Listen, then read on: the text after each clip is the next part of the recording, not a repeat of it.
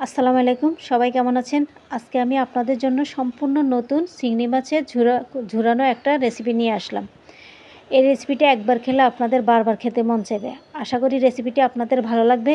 রেসিপিটি তৈরি করার জন্য আমি এখানে কিছু চিংড়ি মাছ নিয়েছি।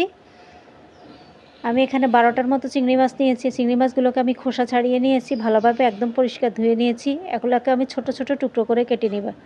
প্রথমে মাথাটাকে আলাদা নিব আর বাকি গুলো আমি সুন্দর করে ছোট ছোট টুকরো করে কেটে নিব। আপনারা এভাবে সুন্দর করে চিংড়ি মাছটা কেটে নেবেন। এই চিংড়ি মাছের রেসিপিটা আপনারা বাসায় অবশ্যই ট্রাই করবেন। আমি এই পর্যন্ত যতবার করেছি, যতজন খেয়েছে সবাই খুবই প্রশংসা করছে এই রেসিপিটার।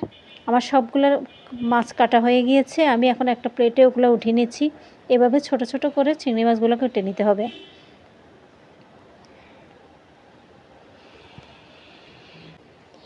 আমি একটা প্যানে চুলাতে কিছু তেল দিয়ে দিয়েছি।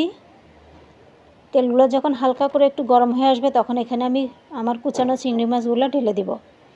আর চুলার আগুনটা মিডিয়ামে রাখবেন, অত হাই হিটে রাখলে অনেক দ্রুত ওগুলো মচমচা হয়ে যাবে। আমি আগে হলুদ লবণ কিছুই মিক্স করি না। এখানে যখন এগুলো চুলার উপর প্যানে দিয়ে আমি সামান্য লবণ আর পরিমাণ মতো কিছু হলুদের গুঁড়ো দিয়ে এগুলোকে নেড়ে চেড়ে দিব। এটাকে অনবরত নাড়ার চেষ্টা করবেন, না হয় একদিকে পুড়ে যাবে, একদিকে হবে না, ব্যালেন্স থাকবে না। তাই যতটুকু চেষ্টা করবেন আপনারা অনবরত নাড়ার চেষ্টা করবেন। যখন এটা অনেকটা হয়ে আসবে তখন এখানে আমি হাফ কাপের মতো পেঁয়াজ কুচিনি দিয়ে দিয়েছি। আপনারা চাইলে পেঁয়াজ আরও বেশি অ্যাড করতে পারেন। এটা চিংড়ি মাছ সমান পেঁয়াজ দেওয়া যাবে, কোনো সমস্যা নেই। পেঁয়াজ আর চিংড়ি মাছ এখানে সমান সমান পরিমাণে থাকে। আর এখানে আমি কিছু কাঁচামরিচ কুচি দিয়েছি, আপনারা চাইলে আরও বেশি কাঁচামরিচ কুচি অ্যাড করতে পারেন। আর এখানে আমি কিছু পরিমাণে লবণ দিয়েছি, কারণ ওখানে আমি এক্সট্রা এখানে পেঁয়াজ দেওয়ার পরে লবণের পরিমাণটা কমে যাবে, তো একটু লবণ অ্যাড করেছি।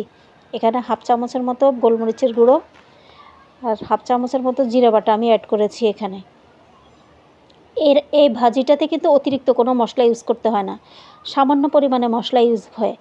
যখন এটা অনেকটা হয়ে আসবে তখন এখানে আমি হাফ চামচের মতো মরিচের গুঁড়ো অ্যাড করছি, একটু কালারের জন্য, দেখতেও ভালো লাগবে। আর সবসময় লাস্টে এটার আদা বাটাটা দেওয়ার চেষ্টা করবেন। আমি এখানে হাফ চামচের মতো আদা বাটা অ্যাড করেছি।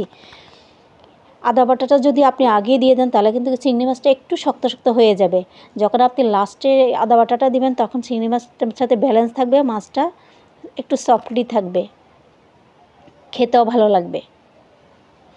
আমার চিংড়ি মাছ ভাজাটা কিন্তু প্রায় অনেকটা হয়ে আসছে। এভাবে অনবরত নেড়ে লাস্ট মুহূর্তে আমি এখানে কিন্তু কোনো ধনেপাতা অ্যাড করব না। ধনেপাতা অ্যাড করার পরে একটু পানি পানি হয়ে যায়, এজন্য আমি এখানে ধনেপাতা গুঁড়োটা অ্যাড করেছি। যদি না থাকে তাহলে স্কিপ করবেন আপনারা, আর চাইলে ধনেপাতাও দিতে পারেন। আর গুঁড়োটা কিন্তু আপনারা প্রিজার্ভ করতে পারেন খুব ইজিলি শুকিয়ে গুঁড়ো করে। আমার চিংড়ি মাছ ঝুড়োটা হয়ে গিয়েছে, দেখেন অনেকটা লোভনীয়, খেতেও অনেকটা মজাদার, কিন্তু এটা দেখতে অনেকটা অসাধারণ লাগছে। আশা করি রেসিপিটা আপনাদের ভালো লেগেছে। এভাবে আপনারা অবশ্যই বাসায় এটা ট্রাই করবেন, বাচ্চা বুড়ো সবারই অনেক ভালো লাগবে। সবাইকে ধন্যবাদ পাশে থাকার জন্য।